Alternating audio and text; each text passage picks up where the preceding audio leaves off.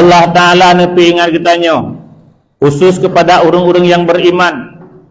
Ya ayyuhalladzina amanu la tulhikum amwalukum wala auladukum an dzikrillah.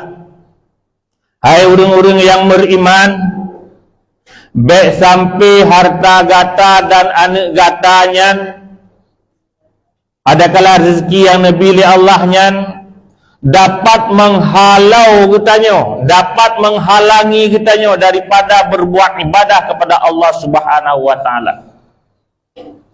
Karena ayat yang lain Allah Ta'ala nepegat kitanya adalah untuk beribadah kepadanya.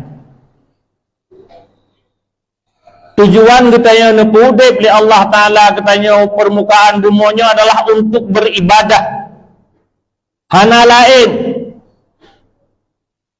Teman tamita rezekinya tungku untuk mengat lebih tegak ibadah. Jadi baik sampai salah tujuan akhir. Dalam artian kata gara-gara tamita rezeki tua hana merempok ibadah. Pakan hana ni abut tungku ibu tak tapi. Jadi baik menan dalam artian kata dengan tamita rezeki untuk mutamah kuat ibadah. Baik sampai gara-gara minta rezeki han temu ibadah. Dan uronyo fakta yang takalan di lapangan tungku. Bagtanya di Acehnya yang nanggro syariat Islam. Uronyo urung le gara-gara bak minta hartahan merempok li ibadah. Orientasi kitanya kah salah. Tujuan akhir kitanya kah salah. Puput pe berangkap pe tapi tujuannya untuk beribadah kepada Allah Subhanahu wa taala. Nyan yang inti pokok tu. Menansid anak tujuan jika untuk menyambung risalah ibadah katanya. Wate katanya kah nale anak ke tukang tolong katanya. Baik sampai dengan gara-gara anaknya dapat memudaratkan katanya. Angkajin apa kan?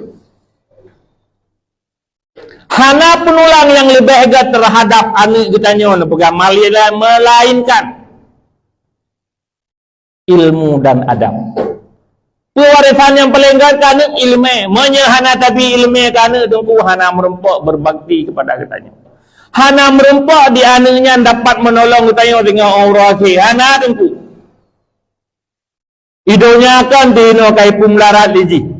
Pakan anak hana tapi adab dan ilmu. Penting buat ilmu tujuan adalah untuk beribadah. Tetapi hadis yang pegah riban. Ilmunya adalah imam bagi ibadah. Dan ibadah adalah mengikut. Tukang ikut ilmu. Jadi penting dah ilmu ni. Hana mungkin lagi kita yang tak beribadah menyahana ilmu. Nyan hana mungkin, mustahil. Untuk tak ibadah lagi kita hana ilmunya mustahil. Atau hana yang mungkin aja. Teman ilmu yang empu dan rempan aku mesti bita'alum. Dengan menuntut, belajar. Ada guru, ada ilmu yang diajarkan, ada kita murid yang mendengarkan.